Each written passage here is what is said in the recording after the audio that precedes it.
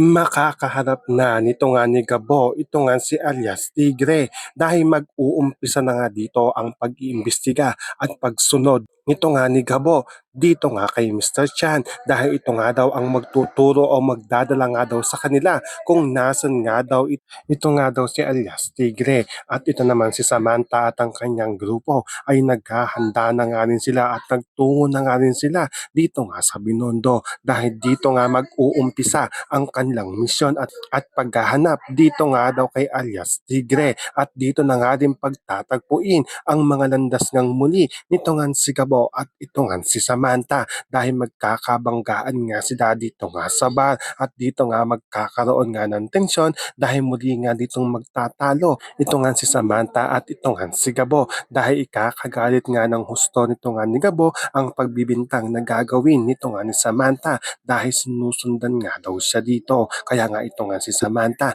ay galit na galit nga rin ito dito nga kay Gabo. Pero dahil nasa mission nga sila ay palalagpasin nga niya ito nga si Gabo. Kaya dito na nga mabibisto nito nga ni Alas Tigre na meron na nga mga polis dito nga sa loob nga ng bar at dito na nga gagawa ng paraan ito nga si Alas Tigre upang makalabas na nga ito at matakasan ito nga mga pulis at dito na nga rin magkakaroon ng matinding bakbakan. So pakakaabangan nga natin dito kung saan nga ba hahantong ang muling pagkikita nito nga ni Samantha at ito nga ni Gabo at kung sino nga ba ang makakahuli dito nga kay alias Tigre. Yan ang ating mga pakakatutukan at pakakaabangan dito nga lang sa Sigabo.